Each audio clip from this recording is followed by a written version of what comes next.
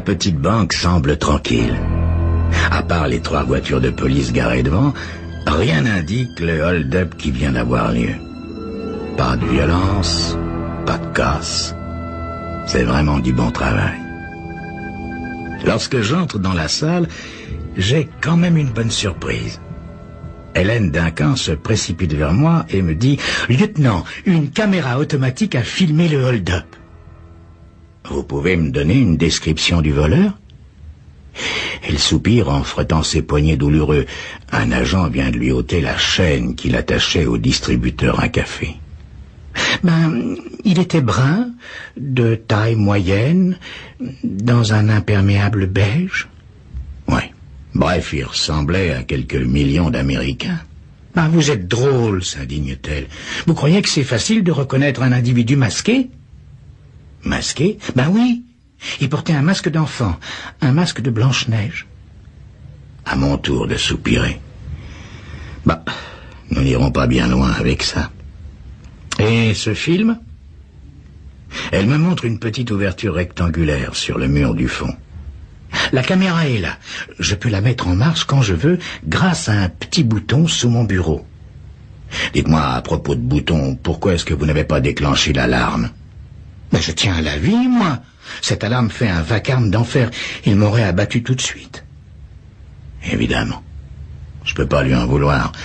Mon métier serait trop facile si tous les gens se comportaient comme des héros. Bon. Je vais aller visionner ce film. Je vois pas très bien ce qu'il pourra nous apprendre puisque le type était masqué. Enfin, on sait jamais. Il y a peut-être un détail qui me mettra sur la piste. Un adjoint me tend la pellicule. Je me dirige vers la porte lorsqu'il me vient une idée. Au fait, est-ce qu'il avait des clés sur lui? En voilà une drôle de question, plaisante-t-elle. Je lui ai pas fait les poches? Non, bien sûr, mais vous auriez pu entendre un cliquetis lorsqu'il marchait. Elle hoche la tête, pensive. Ça ne m'a pas frappé. À vrai dire, j'avais d'autres soucis en tête. Oui, je comprends. Remettez-vous bien, mademoiselle Duncan. J'aurai peut-être d'autres questions à vous poser après avoir vu les images. À votre service, lieutenant. À la première vision, le film ne m'apprend pas grand-chose. Le type masqué est entré dans la banque, il est 17h50 à la pendule au-dessus de la porte. Il sort un revolver de son imperméable, Hélène Duncan lève les bras en l'air, il l'attache avec une chaîne au distributeur à café, puis il fonce vers les coffres. Il est 17h58 quand il quitte la banque. Mademoiselle Duncan hurle au secours, et voilà, le film s'arrête. Bonjour, mademoiselle Duncan. Bonjour, lieutenant. Alors, du nouveau? Pas vraiment.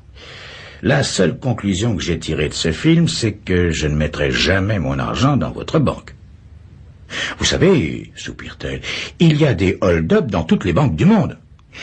Ce qui me rend méfiant, c'est que personne n'est entré pendant le hold-up. Ça veut dire que vous n'avez pas beaucoup de clients. J'en déduis donc que vos affaires marchent mal. Hélène Duncan prend un air indigné. Mais pas du tout. Le vendredi, les gens partent tôt à la campagne. L'après-midi, nous n'avons pratiquement aucun travail. En revanche, les autres jours, il y a souvent la queue. Vous pensez que le voleur était au courant et qu'il est venu exprès pendant cette période creuse? Ça, c'est possible. Mais je ne crois pas que ça vous avance beaucoup. Toute la ville sait que le vendredi, à l'heure de la fermeture, il n'y a personne, vraiment personne. Elle marque une hésitation comme si elle tentait de se rappeler un détail. Vous pensez à quelque chose? Elle reste un instant bouche bée. Puis revenant à elle, elle me dit en souriant « Non, excusez-moi, je pensais à toute autre chose. Un rendez-vous que je craignais d'avoir oublié. » Un rendez-vous galant, sans doute. Bon, je vous laisse. Amusez-vous bien. La nuit est tombée. Je roule tranquillement vers ma maison quand une voiture me double en trombe. Dépasser une voiture de police à plus de 140 à l'heure, c'est vraiment de la folie. Tant pis pour lui. Je mets ma sirène en route et je me lance à sa poursuite.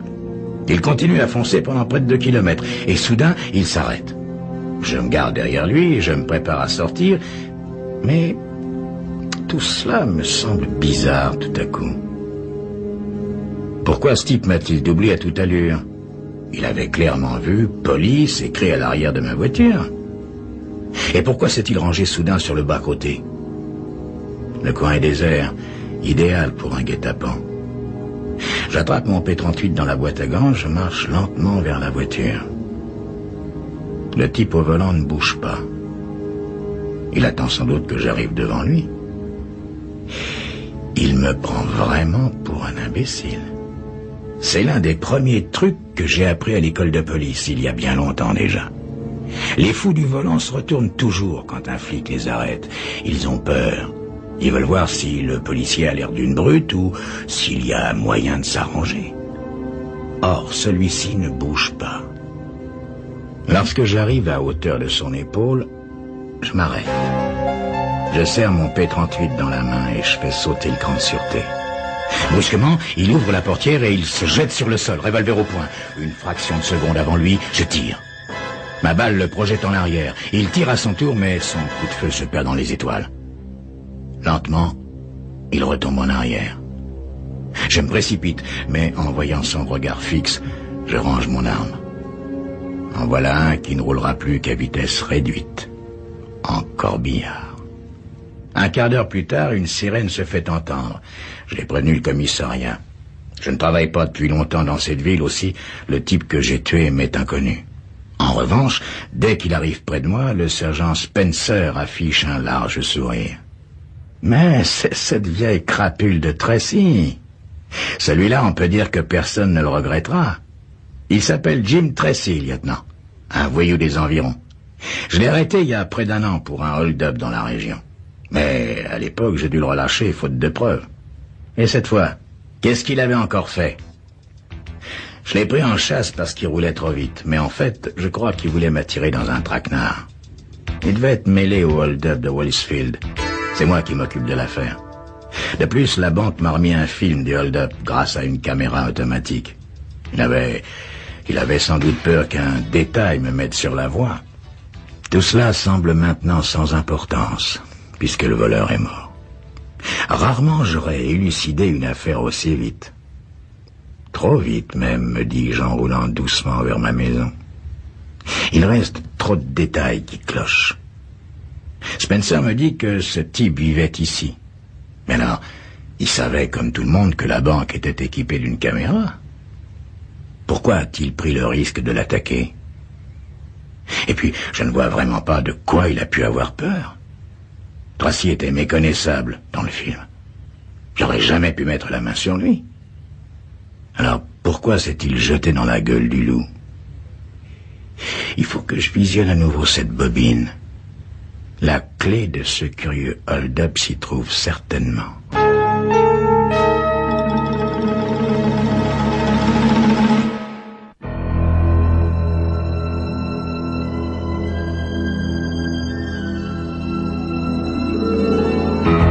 Dans la petite banque de Wallisfield, un hold-up a été commis. Heureusement, une caméra automatique a filmé la scène. Le film contient sûrement un indice, se dit l'inspecteur, puisque Jim Tracy s'est fait tuer pour le récupérer. Ça fait au moins 30 fois que je regarde ces images à la recherche du moindre détail qui aurait pu inquiéter Tracy. Rien. Je ne vois rien. La seule chose qui m'intrigue, c'est le calme qui règne à l'arrière-plan, dans la grande rue de Wallisfield. Vraiment, on a l'impression que la ville entière fait la sieste. Soudain, c'est vraiment bizarre. Je remarque que tous les cendriers dans la banque sont vides et propres. Par ailleurs, les piles de formulaires sur les tables sont soigneusement rangées. Mais bon Dieu, mais qu'est-ce qui s'est passé ce vendredi-là? Personne n'est passé à la banque. À moins que... L'après-midi même, je vais interroger mademoiselle Duncan. Elle écoute mes questions et sourit. Vous vous cassez la tête pour des bêtises, lieutenant. Il suffisait de me le demander.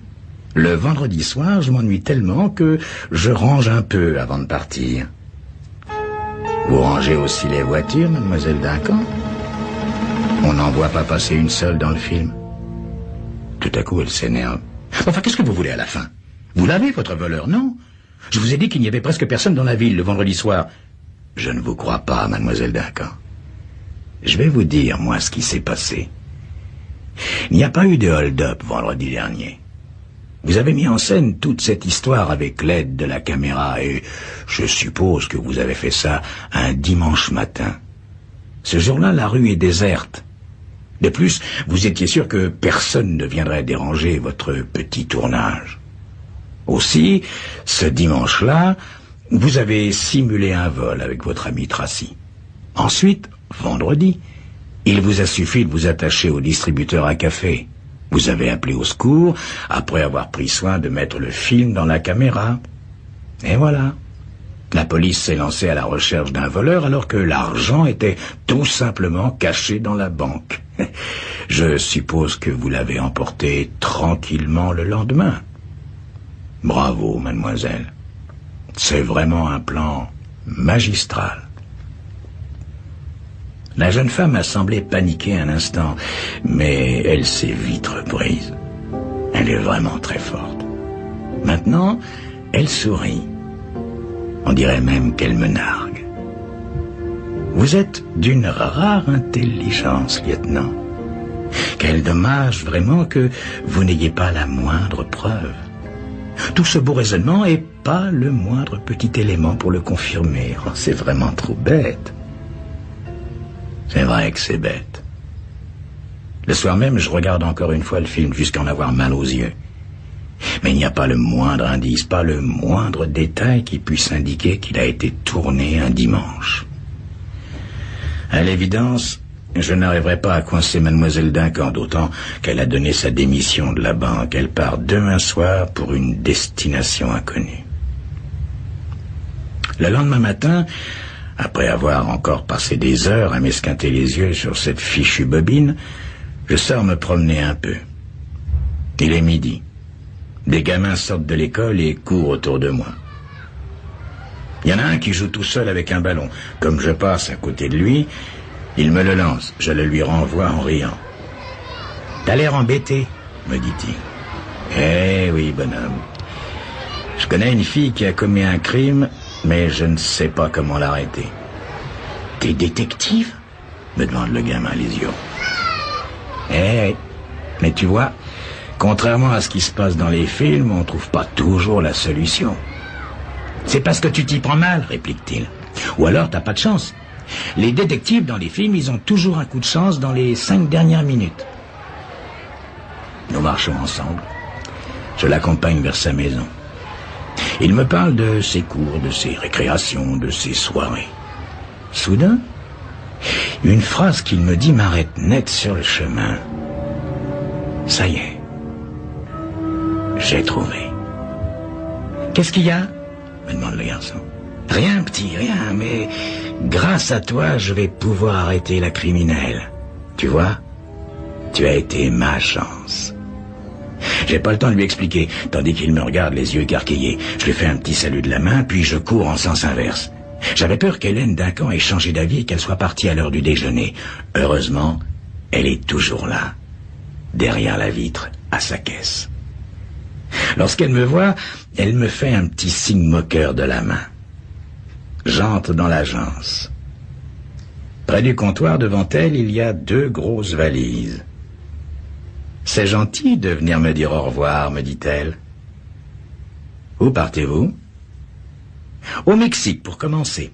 On dit que l'arrière-saison est très belle là-bas. Ensuite, j'ai bien envie de découvrir l'Europe. Voyez-vous, j'ai fait un héritage inattendu. Une vieille tante dans le Michigan. La vie réserve de ces surprises tout de même. »« Et encore, vous n'avez pas tout vu, lui dis-je. Cet après-midi, vous allez encore avoir une surprise. » Elle sourit. Si elle savait ce que je lui prépare, elle serait moins insouciante. Tout l'après-midi, je reste debout dans l'agence. J'ai bien trop peur qu'elle file. Enfin, vers 5h30, elle range ses papiers, elle ferme sa caisse. Je l'arrête devant la porte de la banque. Chère mademoiselle Duncan, le Mexique attendra. Il attendra même une bonne dizaine d'années. Mais vous êtes fou! Vous êtes fou! Laissez-moi passer ou j'appelle la police. Vous avez vraiment du culot, mademoiselle Duncan. Elle pose ses valises et se mordille les lèvres. Ça y est, elle commence à avoir peur. Laissez-moi partir, je vous en prie. Je vous donnerai $5000. Qu'y a-t-il, mademoiselle Duncan? Vous avez peur pour l'avion? Bon, il y en a un toutes les heures, vous savez. Non, par pitié. Je partagerai avec vous. Trop tard, mademoiselle Duncan. L'heure du verdict a sonné. Je regarde ma montre.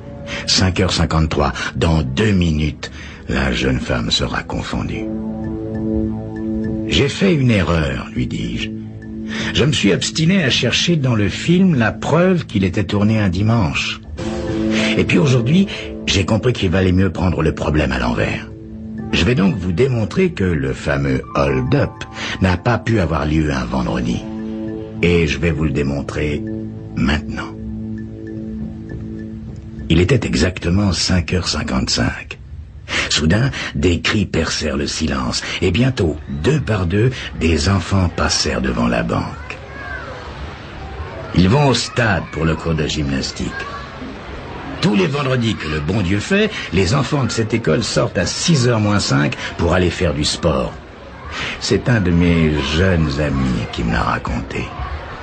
Or, voyez-vous, mademoiselle, pas la moindre trace de ces enfants sur le film du hold-up. Je vous laisse tirer vous-même les conclusions. Comment ai-je pu faire une telle erreur, s'écrie-t-elle, folle de rage.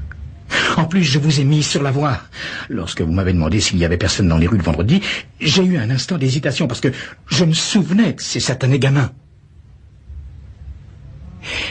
Mademoiselle Duncan, il y a un autre détail qui m'a intrigué. Rappelez-vous, je vous ai demandé si le voleur avait des clés dans sa poche, s'il faisait un bruit de clés en marchant. Elle me regarde avec perplexité. C'est pourtant simple, mademoiselle. Le voleur avait une chaîne pour vous attacher. S'il en avait eu une autre dans la poche, vous l'auriez entendu. Elle aurait fait un bruit de clé. Donc, il n'avait pris qu'une chaîne, comme s'il savait que vous seriez seul ce jour-là. À un moment, vous avez dû sentir que j'étais sur votre piste. C'est pour ça que vous m'avez jeté tracé dans les pattes. Pour vous, c'était tout bénéfice. Soit il me tuait et vous étiez débarrassé de moi, soit je le tuais et vous pensiez que sa mort me suffirait. Malheureusement pour vous, mademoiselle Duncan, elle ne m'a pas suffi. Après un instant de silence, mademoiselle Duncan me dit en souriant: « Désolé, lieutenant, mais il faudra vous en contenter. Car dans quelques instants, je vous prédis, moi aussi, une surprise. Voyez-vous, lieutenant, je prends toujours plusieurs précautions. » 10 minutes plus tard, l'inspecteur Spencer arrive en trombe. Il est essoufflé et il a bien du mal à parler. « Lieutenant, j'ai fait une grosse bêtise. J'ai regardé votre film au commissariat, j'ai allumé une cigarette trop près et il s'est mis à flamber. » « Quel dommage !» s'écrie Hélène Duncan, radieuse. « On peut dire que le sergent Spencer me rend un fier service, malgré lui, bien entendu. »« Inutile de pavoiser, mademoiselle Duncan, lui dis-je. Vous n'avez pas pu m'acheter, mais je vois que vous avez eu plus de chance avec le sergent. N'est-ce pas, Spencer? Mais tous vos efforts sont inutiles, mademoiselle. Voyez-vous, moi aussi, je prends toujours plusieurs précautions. Figurez-vous que j'ai fait faire une copie du film. Eh oui, un accident est si vite arrivé. Je regarde fixement mademoiselle Duncan. Et cette fois, c'est moi qui souris.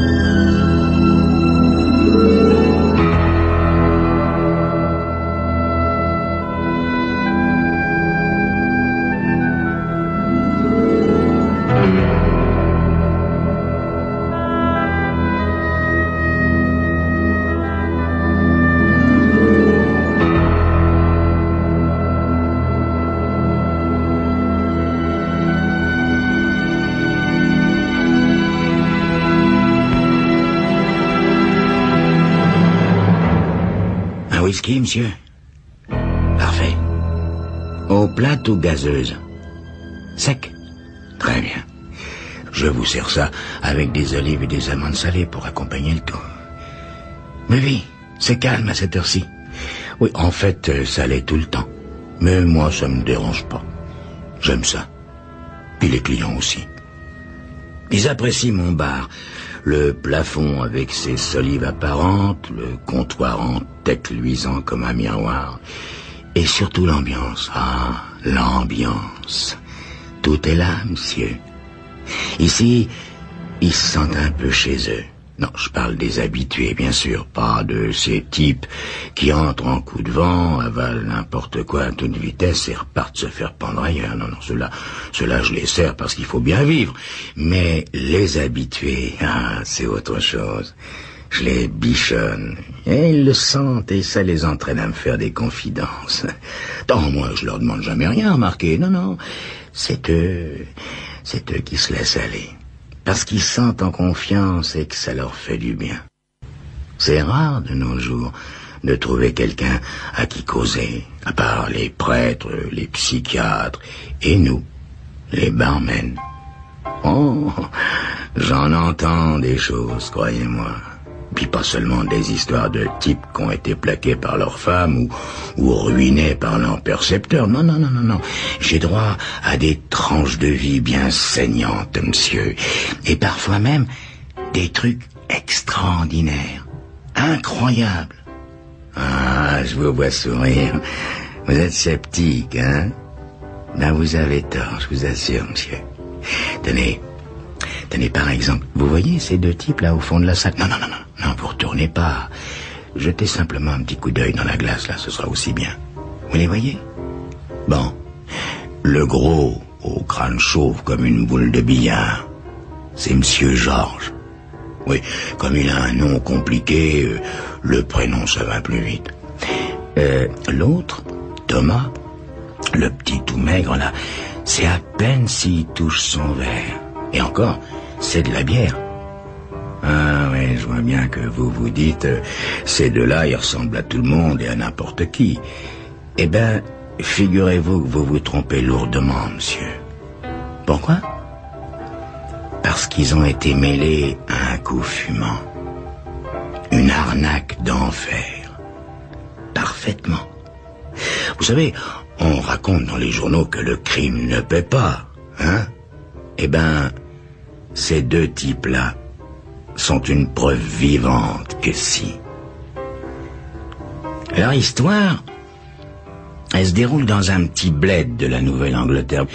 C'est là qu'il vit, notre Georges, dans une maison que sa famille possède depuis des générations. Sa mère, qui était couturière, lui a légué les 4 murs avec en prime une éducation pleine de préjugés. Georges ne songe qu'à une chose dans la vie, être respectable. Et il fait tout pour ça. Ah oui, il appartient à toutes les associations, tous les clubs du bled, des joueurs de bridge aux enragés du bingo. De quoi vit-il? Des leçons de piano qu'il donne aux moutards et aux adolescents boutonneux.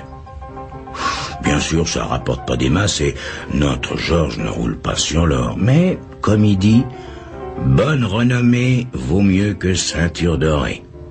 Et dans la petite ville, tout le monde s'accorde à penser que Georges est un garçon très bien. Alors ça, vous voyez, c'est la partie visible de l'homme. Mais il y a en lui un autre personnage, une sorte de Monsieur Hyde de ce Dr. Jekyll. Il rêve, notre Georges. Il rêve qu'il pourra un jour foutre le camp de ce damné bled, dépenser sans compter, connaître la grande vie, s'éclater, quoi. Et il étouffe ici, il étouffe. Il considère qu'il a une revanche à prendre et qu'un jour, il réalisera quelque chose de formidable, d'admirable, où se manifestera son génie. En attendant, il s'évertue à faire comme tout le monde, à rester dans le troupeau. Et voilà qu'un jour survient une catastrophe. Un fast-food s'installe en face de chez lui. Dans cette salle où on débite des hamburgers, des cheeseburgers, des hot dogs à cadence infernale, il y a de la musique toute la sainte journée. Résultat, non seulement notre pauvre professeur s'en bouche les oreilles avec horreur, mais le son de son piano ne peut rivaliser avec les décibels électroniques, et dans son petit salon, on ne s'entend plus. Alors, notre Georges va voir le gérant du fast-food, brave type au demeurant, et il lui explique le problème. Mais que peut faire cet homme contre le goût de ses clients? Georges décide alors d'aller voir ses amis haut placés, ceux qui lui tapent sur le ventre dans les clubs et les associations où il se dévoue avec tant de civisme. N'est-il pas un citoyen modèle? Ils se feront sûrement une joie de l'aider dans son juste combat contre la barbarie. On pourra alerter les autorités, faire circuler des pétitions. Mais notre prof de piano découvre alors que tous ces gens se moquent bien de son sort. Ouais. Ils se contentent de hocher la tête en prononçant de bonnes paroles, mais prennent bien garde de ne pas se mouiller. Cruelle déception, donc, qu'il remâche au fil des semaines, tandis que ses élèves se font de plus en plus rares. Bien sûr, il pourrait déménager, mais tout est si cher, et puis son compte en banque fond si vite au soleil. Tiens, aujourd'hui justement, il se rend à la banque pour effectuer la déprimante opération qui consiste à retirer un peu d'argent. Alors qu'il attend à un guichet, il voit le gérant du fast-food déposer sa recette de la veille. Il calcule mentalement que ce petit magot représente approximativement ses revenus de 6 mois. Et voilà que le monsieur Hyde qu'il avait en lui se réveille comme un démon longtemps maintenu en hibernation. Il lui souffle: « Dis donc, Georges, cet argent ne te revient-il pas en compensation de tout le mal que ce type te fait? De quel droit un créateur, un artiste comme toi serait-il guetté par la misère alors qu'un vulgaire vendeur de saucisses s'en met plein les poches? C'est injuste, Georges, profondément injuste, je dirais même immoral. » Quand le gérant quitte la banque, Georges le suit. Enfin, je dirais plutôt qu'il se borne à se promener dans sa direction en l'observant du coin de l'œil. Il n'a aucun plan dans sa tête, non, c'est encore très vague. À cette minute précise, il ne sait pas encore trop ce qu'il doit faire. Il remarque que très tard dans la nuit, chaque soir, après avoir fait sa caisse, le gérant place sa recette dans un petit sac de cuir, sort par la porte de derrière et se dirige vers son domicile situé à quelque distance de là, en empruntant une petite rue déserte et mal éclairée. Le lendemain, entre midi et 2 heures, il porte cette recette à la banque. Dans ce dernier cas, s'emparer de l'argent est pratiquement impossible, hein. En revanche, le soir, quand la ville dort, c'est envisageable. Notre Georges passe des heures à réfléchir, et bientôt, il lui vient comme une illumination. La carte maîtresse qu'il possède, c'est sa réputation. C'est justement parce qu'il est un citoyen honorable qu'il a le plus de chances de réussir. Vous comprenez? Hein? Non. Pas encore. Non, c'est tout à fait normal. Une arnaque aussi géniale que celle-là ne peut pas se deviner si facilement, monsieur. Ah, vous avez fini vos amandes salées. Je vous insère d'autres. De grâce, cessez de vous dévisser la tête pour observer notre cher Georges. Vous allez attraper un torticolis. D'autant que, maintenant, j'ai besoin de toute votre attention. Le destin se met en marche. Les 3 coups sont frappés, nous entrons dans le cœur de l'intrigue.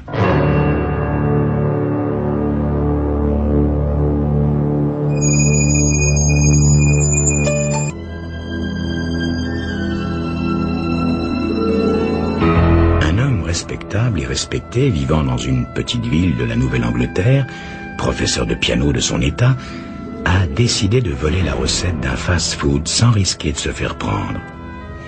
Écoutons ce récit en notant bien chaque détail, car il a son importance.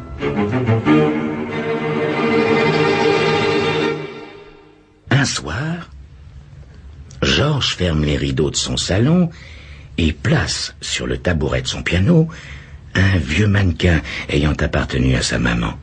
Il a pris soin de le surmonter d'une boule de tissu à laquelle il est parvenu à donner approximativement la forme de sa tête. Puis, il tamise les lumières et met en marche un magnétophone où il a enregistré les gammes et les arpèges auxquels il s'exerce habituellement. Enfin, il ouvre les rideaux.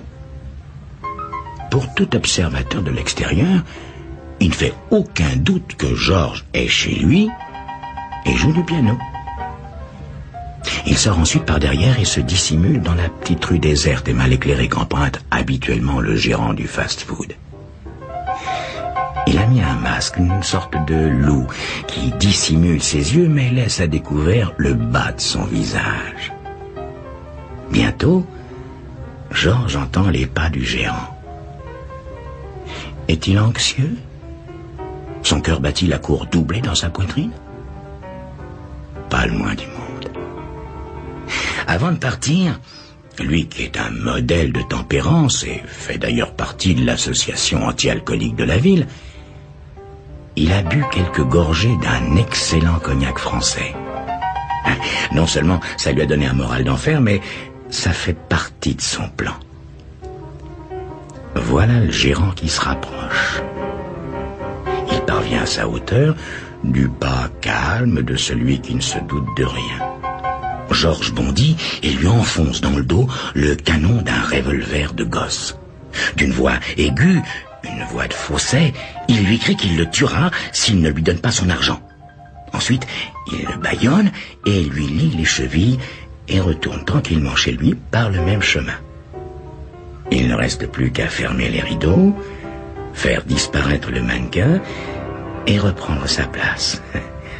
Jeu d'enfant, un petit chef-d'œuvre. Oh, je vous vois hocher la tête d'un œil goguenard, monsieur. Je peux savoir pourquoi, sauf votre respect? Ah, oui. Vous vous dites qu'il s'est donné bien du mal pour rafler la recette d'une misérable petite journée. Oui, je vois que vous n'avez pas encore compris, monsieur. Si je vous dis qu'il prend ensuite les billets de cette maigre recette et qu'il les brûle, aurez-vous progressé dans votre approche de cette arnaque de génie? Hein? Non? Alors, je vais être obligé de tout vous expliquer par le menu. Mais auparavant, que diriez-vous d'un autre scotch? C'est la maison qui l'offre. Allez, d'accord. Bon, où j'en étais? Ah oui, les billets brûlés. Bon, certes, Georges a été tenté de garder l'argent, mais il sait très bien qu'en le conservant, ou en le dépensant, même au compte-gouttes, il risque de laisser subsister un indice qui le liera au vol qu'il a commis. Or, il doit être parfaitement étranger à ce vol. C'est pour cette même raison qu'il jette, non sans regret, le flacon de cognac français qu'il avait acheté dans une ville voisine. Ce dernier détail vous met-il sur la voie, monsieur?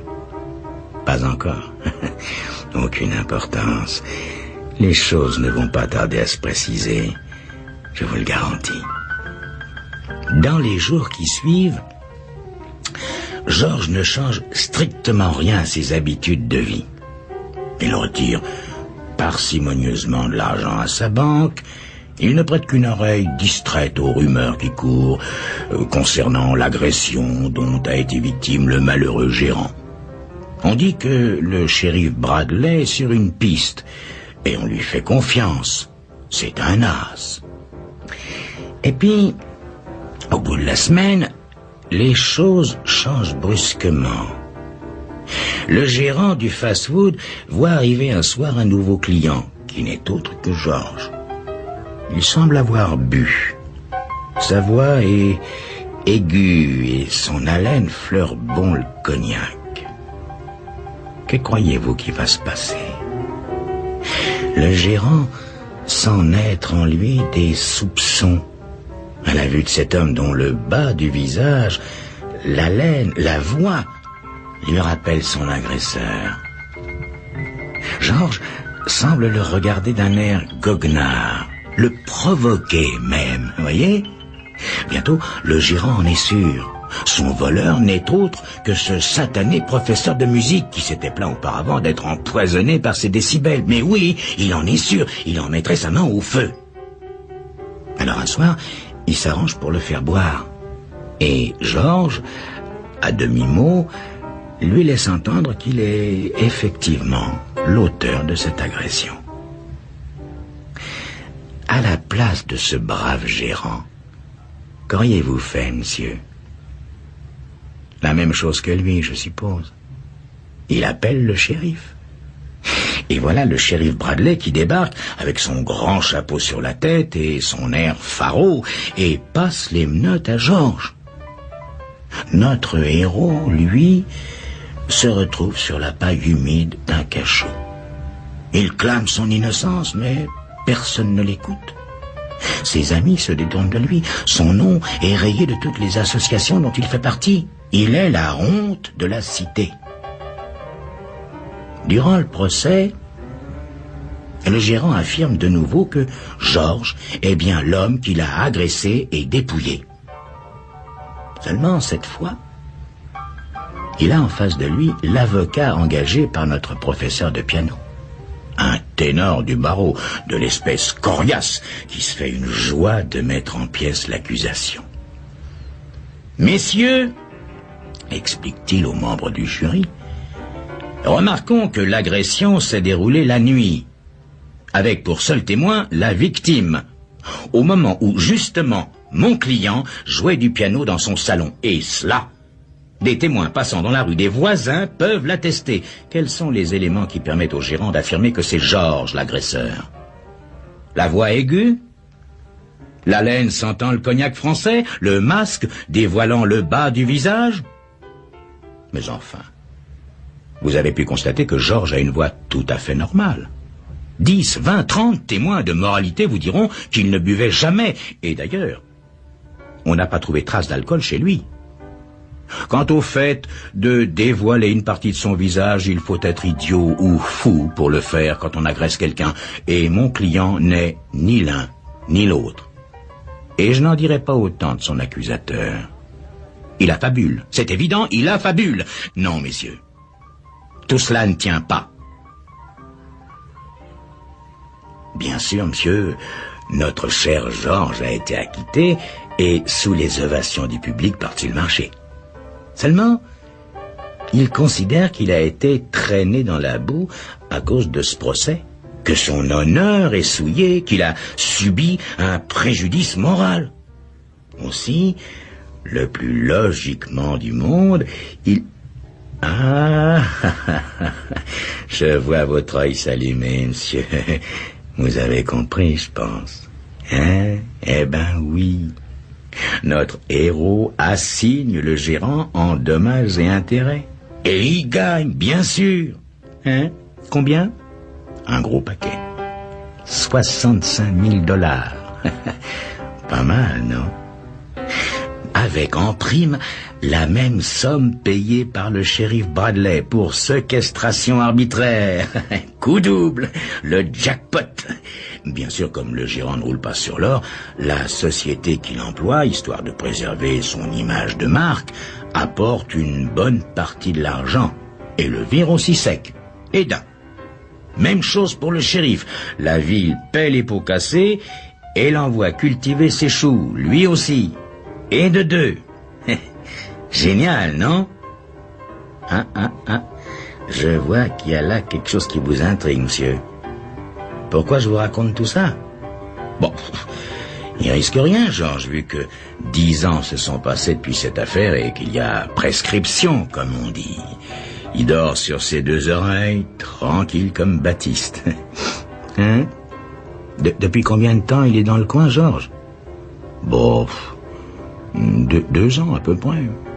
Il a débarqué un jour comme ça parce que le coin lui plaisait et que c'était tranquille. Il s'est acheté une maison où il vit à longueur d'année, à ne rien faire, si ce n'est qu'une chose, boire. Alors ça on peut dire qu'il s'imbibe. C'est pas comme Thomas, son copain. Lui, il est arrivé un peu après. Il a loué une chambre chez l'habitant pendant un certain temps et puis il a pris pension chez Georges. Maintenant, on les voit plus l'un sans l'autre. Il y a même des clients qui prétendent qu'ils s'espionnent mutuellement. Pardon? Comment? Vous n'avez pas encore compris, monsieur? Ben voyons, Thomas, c'est l'ancien gérant du fast-food. Comment il a su que Georges était ici? Ah, ça, ma foi, j'en sais rien. En tout cas, on dirait bien qu'il représente quelque chose comme la statue du commandeur. Vous voyez ce que je veux dire? La justice en chair et en os poursuivant le crime. Le bien taraudant le mal toute la sainte journée. Le remords, enfin, tout le Saint-Frusquin, quoi. Comment? Vous n'y croyez pas?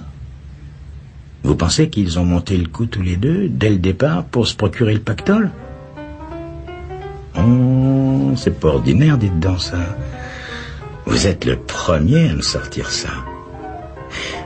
Remarquez, ça se tient à la réflexion. Mais alors, à ce compte-là, la combine serait encore plus géniale, non? Ah, vous pensez que non, vous?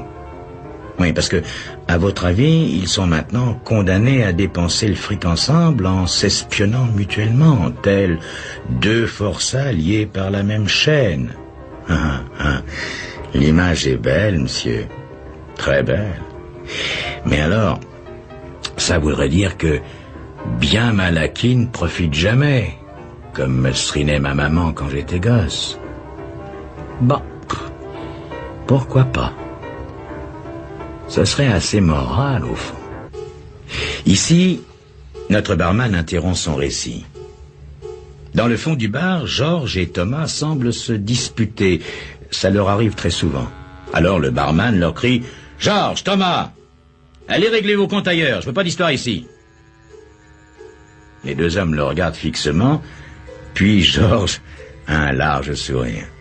« D'accord, vous fâchez pas, shérif. » Et ils éclatent de rire tous les trois. Georges, l'ancien professeur de musique, Thomas, l'ancien gérant du fast-food, et Bradley, l'ancien shérif de la petite ville où toute cette histoire s'est déroulée, reconverti comme barman.